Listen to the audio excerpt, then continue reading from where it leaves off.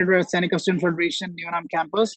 So today we have a lovely meetup for how can I improve my odds of getting hired if I have no work experience. And we have our lovely guest, Juliet Kane, who can guide you better, who can develop you to get a job. So over to you, Juliet. Thank you very much, Ritik, and thank you for that introduction. Yes, I am the Career Development Coordinator at Seneca College, and the Career Development Department is here to help you with anything to do with employment preparation, career growth. So we're happy that you are here to have a chat with us. Today is going to be a casual chat, and it's going to focus on the question of how can I improve my odds of getting hired if I have no work experience. So I'm sure you know that it's a catch-22, and students want, or graduates want to get a job and they have no work experience, but employers, on the other hand, want to hire people, but they're looking for experience. So how does one get their first job, right? So let me start with the students who are at the beginning of your study. If you're in the first semester, second semester, you can avoid this catch-22 by making sure that you have an action plan in your career plan, whereby you put gaining experience as one of the action items. You have the gift of time, so it's good if you can be able to use it.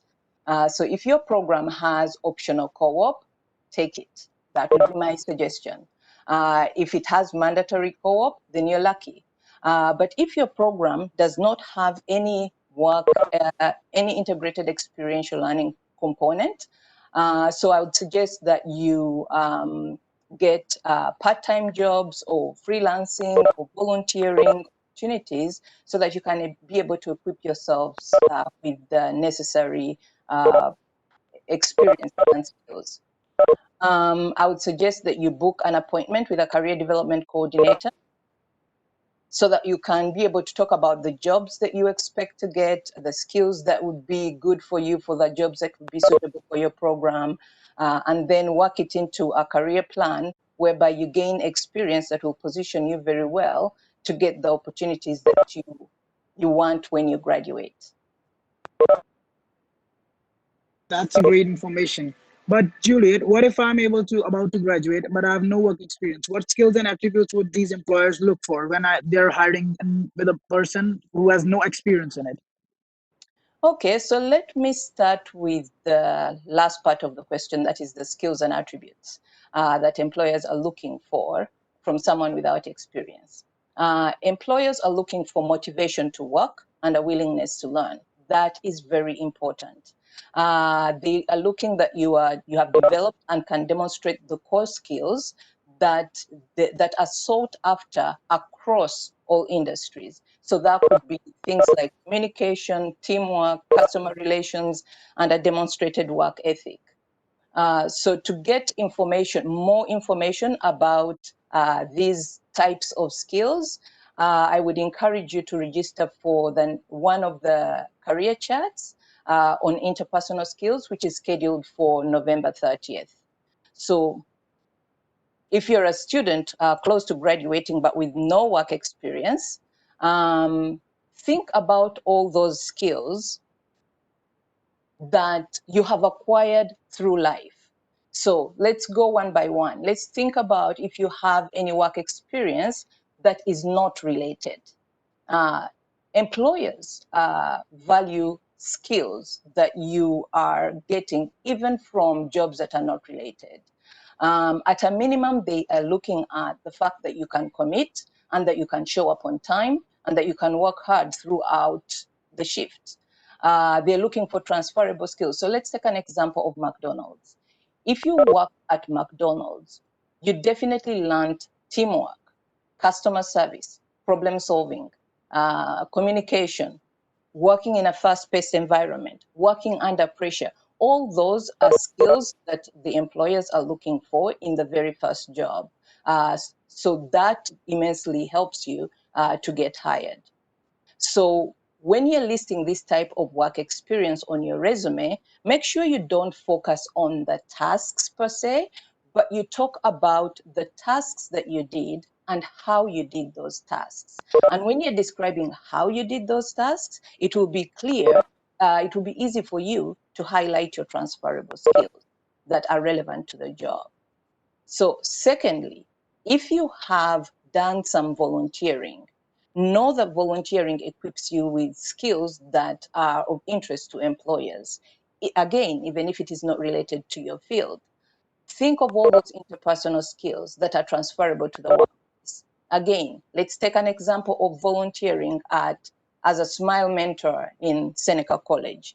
Again, you've acquired skills like communication, problem solving, because you're dealing with students who have issues. They don't know how to do their timetable. They don't know where to go for such and such an event. And you're giving them information and resources. So you're developing problem solving skills, you're developing customer service skills, you're developing communication skills. So don't forget to highlight all those skills when you're talking about your volunteering opportunities. And again, if you want to distill it further and be able to think through what skills can I be able to highlight, that chart that I mentioned for interpersonal skills, what can I do to make myself more attractive to employers, would be a good one for you to attend. Now, thirdly, if you have done some extracurricular activities, like say sports, the arts, maybe you've worked on the student council, debating club, whatever club that you have definitely developed some skills that you can also show off on your resume when you're talking to employers. So Ritik, if you don't mind me asking, what are some of the skills that you have acquired in your role on student council? That's a good question. So, being a student council, we get to learn a lot of things. So, as we know, like I started as a staff, and then I went to be a student council. So, as a student council, we get to know how to work as a team. We get to know how to make a decision. We get to know how we can like actually help students, how we can advocate students. So, for giving an example for all of these, so as we are working as a student council, we get to know that yes, we have to work with like student as a team. So we have a lot of council members who can be in our team, and we have to work as a team member, and we have to be upfront in all our aspects. Secondly, we have to make a decision making, like we have to do some policy changes, we have to make some decisions for students, we have to advocate students. That's how we can develop our skills as a student council. So I would really appreciate if you have a chance to spend some time in extracurricular activities, just go for it, and it's a good opportunity. And Excellent. over to you, Julia. Excellent. And if you have been, say, for instance, in competitive sports or dancing, in a dancing program that required you to attend weekly for a year or two, that could demonstrate that you can commit for a job as well. So don't be shy to highlight all those extracurricular skills that you have attended.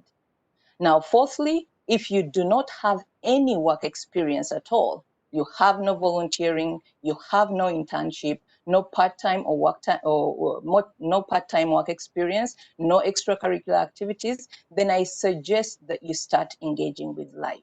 It is very important to demonstrate that you can balance work and life. You can balance study and life, and engage in other things beyond academics. It's important for the employers to see. So if any of you in the audience don't have any work experience at all, I suggest that you make an appointment with me or any other career development coordinator to talk about what you want to do, where you want to go, what kind of skills you need for the program that you're doing and for the jobs that you want to work after you graduate. And then we'll explore together the possibilities and options for you to gain some of the skills and experience and put together a career plan that you can be able to work towards. Hey Juliet, I would like to add on into it. So as you mentioned dancing, so even like I was into dancing, and I Seneca provides a lot of opportunities and a lot of platforms for the students to show up their talents, to showcase their talents, and dancing can really help you out. Even I started as Seneca's Got Talent for dancing, and extracurricular activities they do help to outstand from the other students. Mhm. So for the next thing, Juliet, I want to ask: are these employers who hire young people, they have no experience? Um, Yes, are there any employers who hire young people with no experience? Yes. The short answer is yes. But let me break it down. So, for those students who have something to leverage, maybe you have a part time job, or you have some extracurricular activities, or you've been volunteering, you have more options. There are more employers that will be willing to work with you. All you need to do is to make sure that you are explicit in selling your skills on your resume and in your cover letter. But for those students who have no leverage, the ones who have no experience at all, no volunteering, no internship, no part-time jobs, no extracurricular activities, I suggest that you have a two-pronged strategy when you're looking for jobs. Yes, there are employers who can hire you, but you have to be more strategic and less picky. So, in terms of the two-pronged approach, make sure that you apply for jobs in your technical field. That would be the first one. Some fields are on high demand, and the employers don't really care whether you have experience or not. For instance, if you're in a building systems program, there are probably more employers that are looking than there are students. If you're in the business analytics program, the employers will probably offer you a job probably even 6 months before you graduate. But not all programs are equal. So the second second strategy that you want to have is to apply for jobs in a field that has limited barriers to entry. So jobs that don't require work experience, and they may not even require college education, but will give you the necessary transferable skills. That's really great. So, Juliet, I want to ask: many of these jobs, they say no experience required. They are all in sales? What if I'm not interested in sales, and how do I find a job that requires no experience but that will help me grow in my career? Okay, Can you answer me that? I like the fact that you said if I'm not interested in sales. Let me start with that. I'll digress a little and start with that and say, if you don't like sales, I'd suggest take a sales job. Why? Because you will learn all the skills to sell yourself. Those skills will help you in promoting yourself, in job searching, and also in selling yourself in an interview. So don't underestimate the power of sales skills. Okay. So that would be one reason that I'd say get out of your comfort zone and go do something different and try and understand sales and how it is done and be able to transfer that skill onto yourself. Okay, so now let me answer your question. You're answering what other, how could you find a job that requires no experience but will help your career grow? Okay, so I'd suggest that you ask yourself three questions when you're going to come to the list of employers that you can be able to apply to. First, ask yourself, what job can you do? Number two, what job do you want to do? Those are different questions. The third question is, what are you looking, what work are you looking for?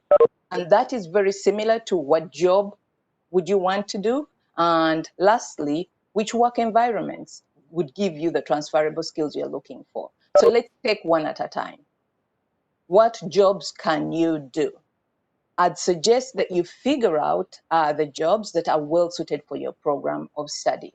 So if you're taking, say, marketing, go onto the Seneca College website, check your marketing program page. Chances are in the section of overview, under careers, you will see a list of either jobs that you can do when you graduate and or the work environments that you can be able to work in. Okay, but they also sometimes list the skills that you'll be able to acquire during that program of study. So create that list so that you know what jobs you can do, right? Then as you're looking at those jobs, Google the name of the job and find other job descriptions. Maybe that those job descriptions are on Indeed or on Job Bank, and find the description. what exactly does an employer expect of a person who's going to work in that job? Highlight the transferable skills, all those skills that are not technical skills. And then once you know those transferable skills, then you'll be able to look to turn it around and look for the employers that are in industries that are much easier to enter in and be able to apply for a job there. So let me give you an example. If you're taking the business insurance program or financial planning, and you know that some of the entry-level jobs that you can do include, say, an insurance advisor, and you find out that some of the transferable skills that you're expected to know include communication and customer service, well, then the question is, which other job that would give you customer service if it's not in insurance, and which other job could give you communication skills if it's not in insurance? Okay, and you can probably easily say retail can give you those kinds of skills. Hospitality can give you those kinds of skills. So again, look for those employers that are easier to penetrate. Now, when we look at the second question of what job do you want to do or what are you interested in, you need to really be clear on this, simply because I've had students who have come to me and say, Juliet, I've graduated and I'm looking for a job. I need some help. Okay, I'm here for you. My next question is usually what job are you looking for? And if the answer is, I don't know, or anything really, well, then you need to get back to your career planning drawing board, because answering anything speaks to either lack of enthusiasm, desperation, or lack of focus. And neither of those make you look good, especially not to one employer. Because if I were to say to you, okay, I got a job for you, and that is, it's a grave digging job, and it's in winter, would you take it? Chances are you'd say, no, thank you. I have no muscles and I can't stand the cold. In which case, then, it's not anything. There is something. So figure out what that something is for you. So ask yourself, what gets you excited? What kind of jobs do you really get excited about? What are your career interests? Are you a thinker and want analytical work? Or are you an enterprising type that loves leading and taking risks? Or maybe you might be a handy person that loves to work alone outdoors. Or are you the kind of person who loves to help other people and want to work in, say, a not-for-profit? Are you a creative type that hates structure, but you can thrive on creativity? Or are you the organizing and improving systems kind of person? So ask yourself those questions. What are your career interests? Because those will lead you to choosing a work environment that will be more suited for you. Knowing yourself will help you focus on the jobs that will give you the needed transferable skills and the ones that you might actually want to do and enjoy doing, even if they're not yet in your professional field. So as I mentioned about work environments, after you have identified the transferable skills that you want to develop, and you have figured out that maybe you're an introvert and you don't really care to work with people, okay, then maybe ask yourself what types of work environments would suit you and that personality. So identify the industry that is much easier to penetrate, that will equip you with those specific skills that you're looking to. And going back to the insurance example, you want to develop customer service skills, you want to develop communication skills. As I mentioned, consider retail, maybe hospitality and food service. But hey, in financial services and banking, there are call centers, and they do often take people with no prior work experience. So call service center that focuses on selling financial products would be a good one if you're in insurance trying to put your foot in the door in the financial services sector. And lastly, If you are one of, if there are no employers that will give you a chance, for instance, you have tried everything, you have tried the entry level jobs in retail, and you're still not getting a chance, especially like now, it's a difficult economy. You might want to create your own luck. And what do I mean by that? Let me give an example. If you're in marketing, for instance, maybe you might want to start social media marketing all on your own. Maybe you create a blog. Maybe you do some freelancing. There's lots of freelancing websites out there. You take a job here on social media development, and then you take another job there on maybe web design. Maybe you take another job there on doing some Photoshop, designing a business card, something. But as you're doing that, you're gaining valuable skills. And I'll give you one example. My daughter graduated in a tough economic year. She loved event planning, and she was like, okay, what can I do with this? So she decided, okay, let me start a business that organizes career conferences for high school students. So she went back to her teachers in high school and she talked about her concept, and they were like, yeah, we could fit that in. So anyway, to cut the long story short, after a few years, she learned how to plan, she learned how to organize, she learned how to promote events, she learned how to promote her own business, and she taught herself how to do websites, she taught herself how to use Photoshop, and by the time all was said and done, when she was ready, when the economy had turned around and she started applying for jobs, she actually got a job as a marketing coordinator, but she had not taken a marketing program.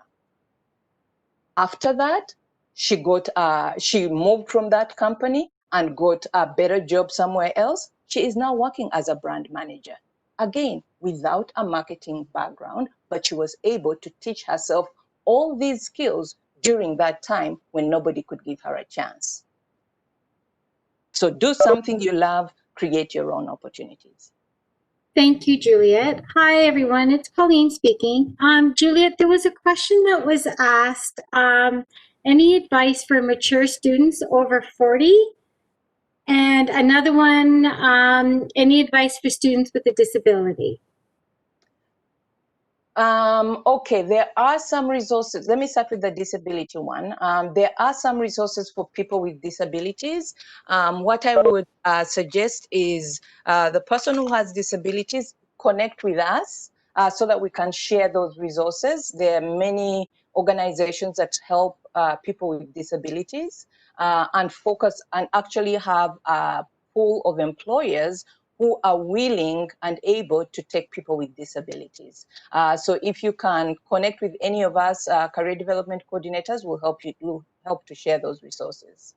Now, in terms of the mature student, again, I would encourage you, because for most mature students, you usually have a long story of where you have been, what jobs you have done. Some you liked, some you didn't like. Maybe you want to change careers. Maybe you just want to grow the same career that you're in. There's so much that is going on that I can't be able to answer and give you specific advice that would be good for you. Book an appointment on Seneca Works and we'll be able to talk about your specific issue and be able to give you much more specific advice. That's great. Thank you so much, Juliet. And we'll go for the questions from the chat box now. Okay. So, first we have a question from Veronica. She says, what if I try to find a job not in the industry I studied, like part time, where I don't have any experience? I don't know what to write in the resume. What should I write in that case? Okay, good question. Now, we do have workshops on how to write a resume, and they start from the beginning. They start from walking you through what is a resume, what do you need to put in a resume, what are the main sections of a resume, and how can you be able to put it together, how should you write tips and tricks and all that stuff. So I'd suggest that you, again, go back to Seneca Works and identify the resume and cover letter workshop that will be able to help you on that. Was there That's really great. Was there a second part to that question? So if she wrote like, what should I write in that case? So you have already answered to that. Okay. So Thank you so much for that. So the next question is from Krish Ramlakhan. Any advice for mature students over 40? That you have already addressed to, right? Yes. So we'll switch to the next question. What about someone who is transferring to university? That's from Josh. Okay, Josh, if you don't mind unmuting yourself and ask the question, because I'm not too sure what exactly you want to know.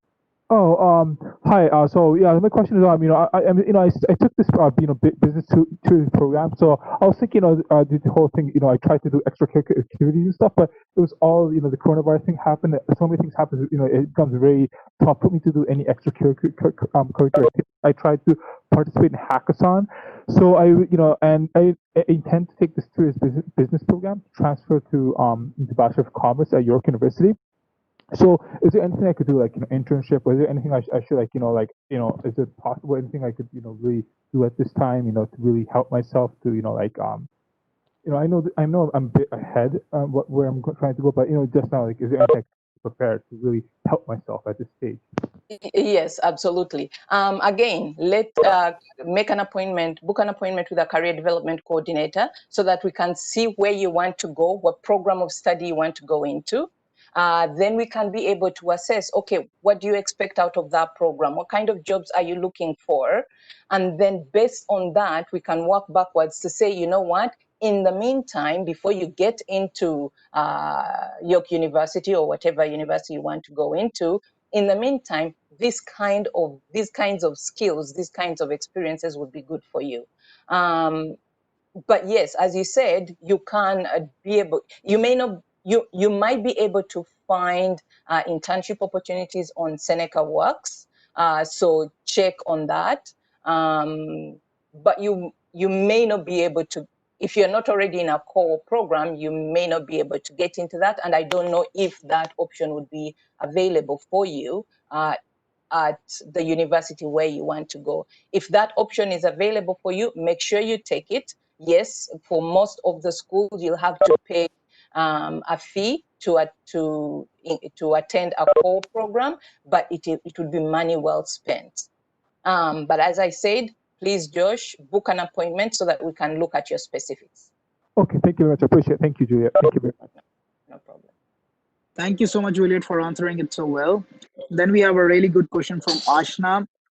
She says, like, should we mention our extracurricular activities on graduation or school in home country, or it should be recent only with Seneca? Oh, you can go as far back as high school. As long as you learned some skills and those skills you still have them, absolutely, you can mention them, especially for a recent graduate. Dipping into high school's extracurricular activities is not a stretch.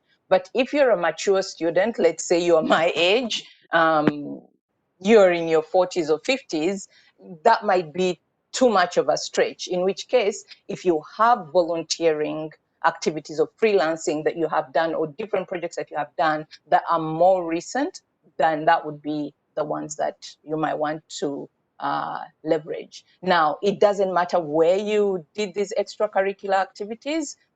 If you played soccer, you played soccer. Playing soccer in India or China or Uganda or Canada is playing soccer. It's all a team sport. If you learn leadership skills, you learn team building skills, and it doesn't matter where you did it. So yes, you can definitely put it on your resume, regardless of where it was. Yeah, that's great. And you're still young, Juliet. Thank you very much. So much work.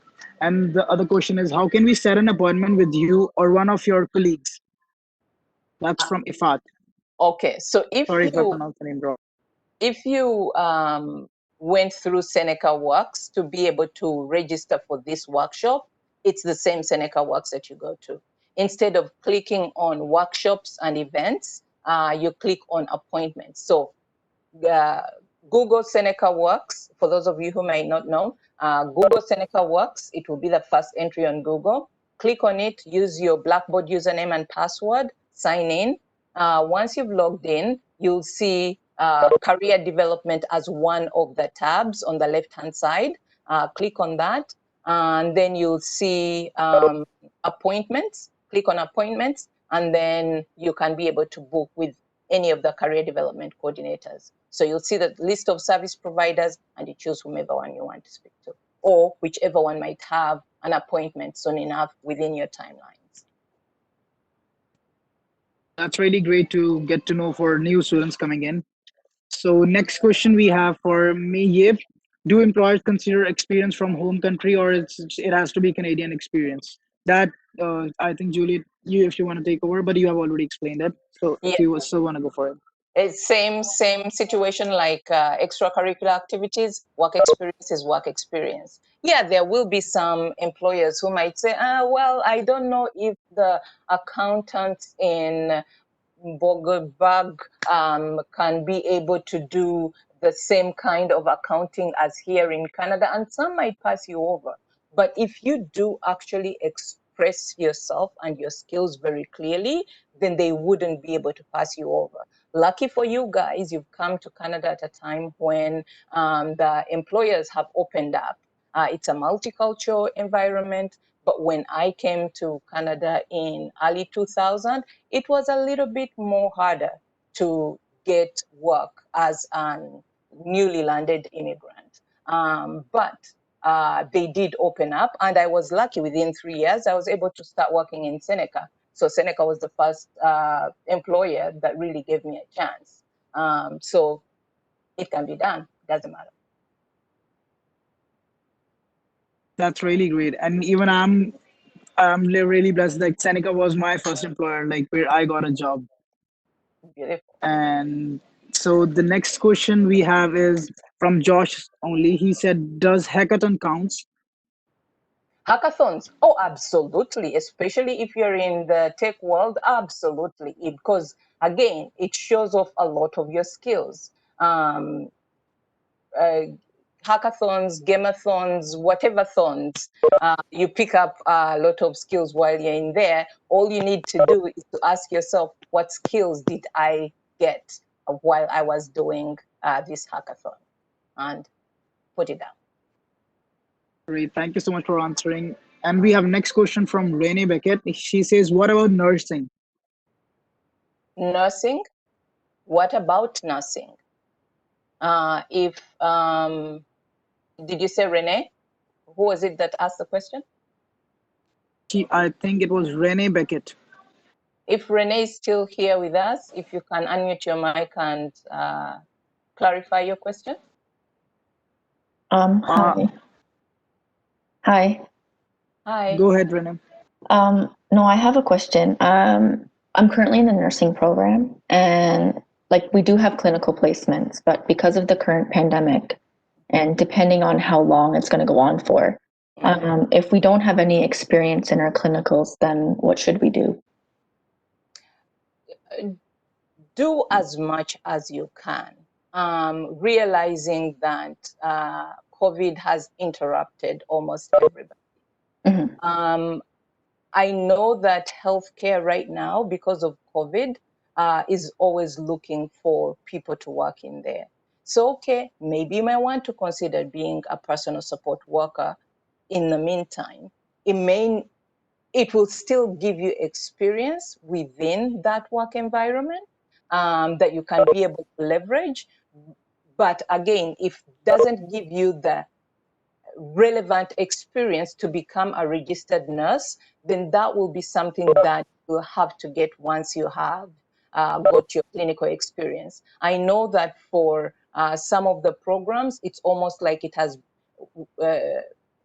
that part of lab and clinicals may be pushed a little bit further down in your program, but I think you'll definitely be able to still get that kind of experience. It might be a semester later, but I think you'll be able to get it. So no panic, do whatever that you can in the meantime. If it is within your industry, it's the best. If not, anything again that will be able to give you those transferable skills. As a nurse, you need to be able to have good communication skills with your patients. Where can you get communication skills if it's not in healthcare? So patient skills, communication, customer service, all those are necessary skills. So get those that you can get. In fact, sometimes you can build up on top of these skills through LinkedIn Learning. If you can't get a job, equip yourself with as many skills as you can until the industry opens up. Okay. What about volunteering? Absolutely. There's nothing wrong with volunteering, because you know what? Especially in your industry, volunteering shows that you have you're a people person. You care for people. You have empathy, and those are skills that are good. Skills and attributes that are good for a nurse to have. Okay. I have one more question.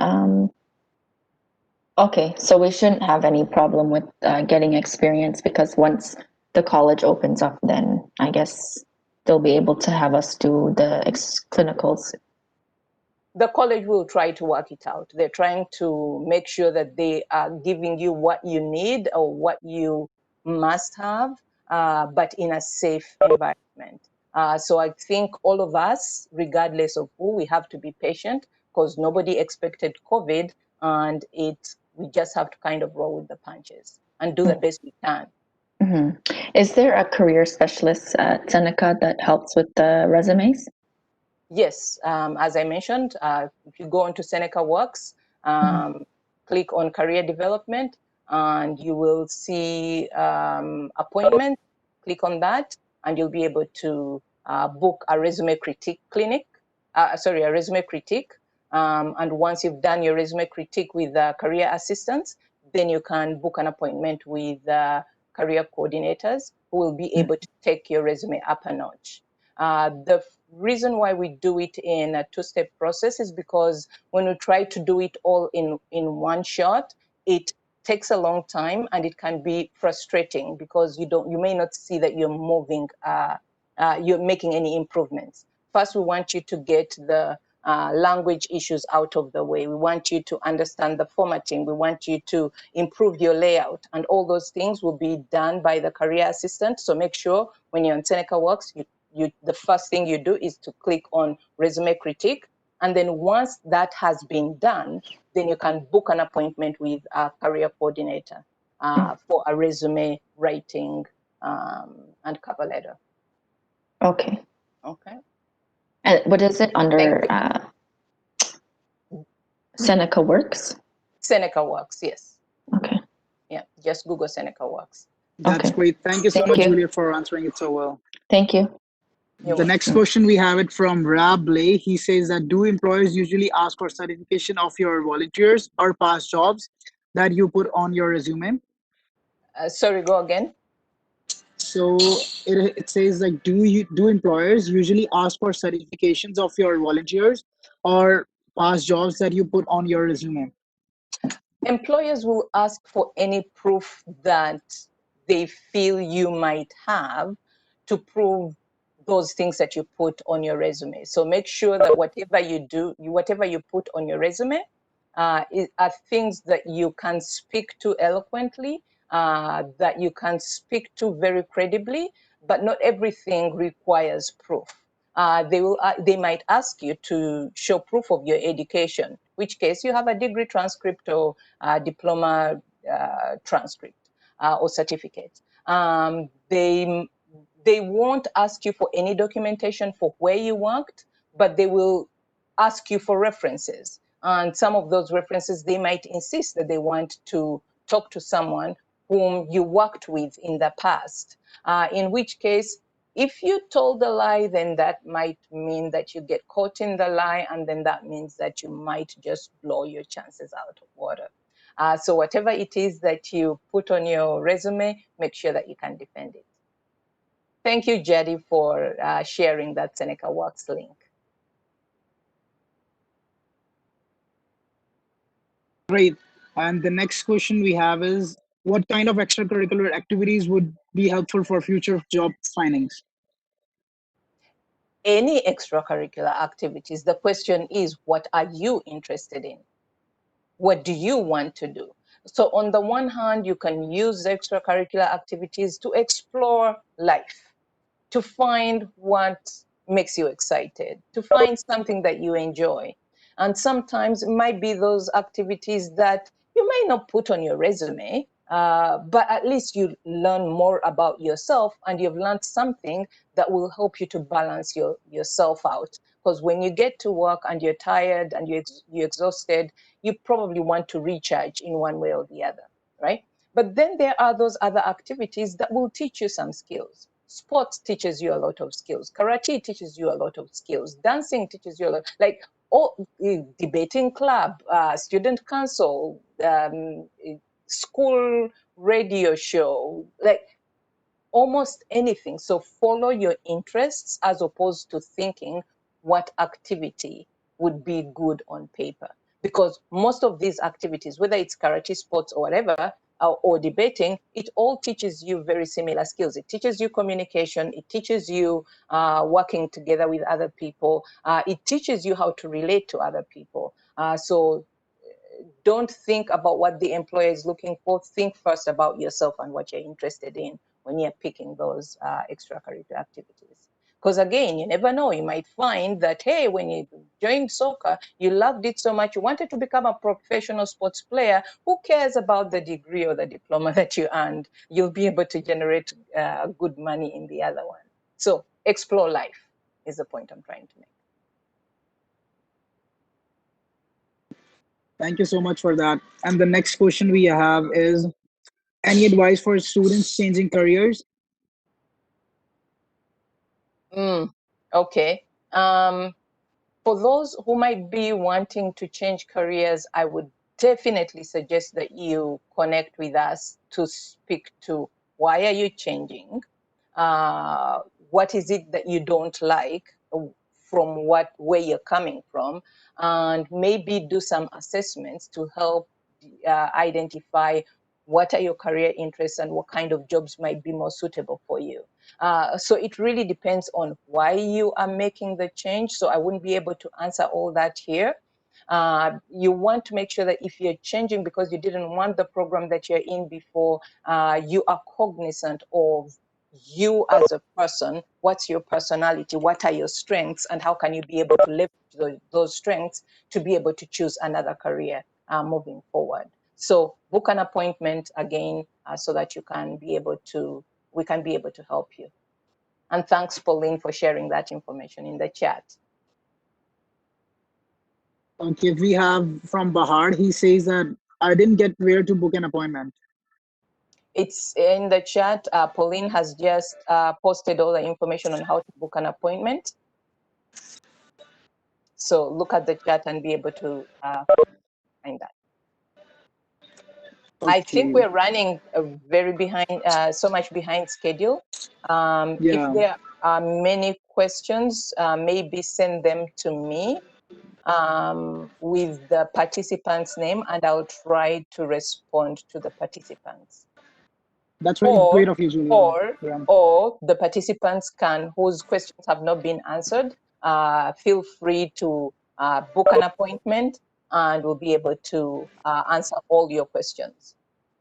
That's great. Or they can even send it to us at Seneca SSF, and we can guide them to where they want to go. Absolutely. That is even better. Thank you so much, Julia, for joining us for such an amazing session. Really appreciate your time. Thank you so very much for that. Thank you very much, everyone. I apologize for all the initial hiccups that we had, but technology is technology, so we just have to roll with the punch. Thank you very much for your patience, and have yourself a good day. Yeah, thank you so much, everyone, for joining. And you can send us your questions directly to Juliet, or you can send it to Seneca SSF, and we'll guide you where you have to go. Thank you so much once again for joining. Have a great evening. Bye-bye, guys. Bye-bye.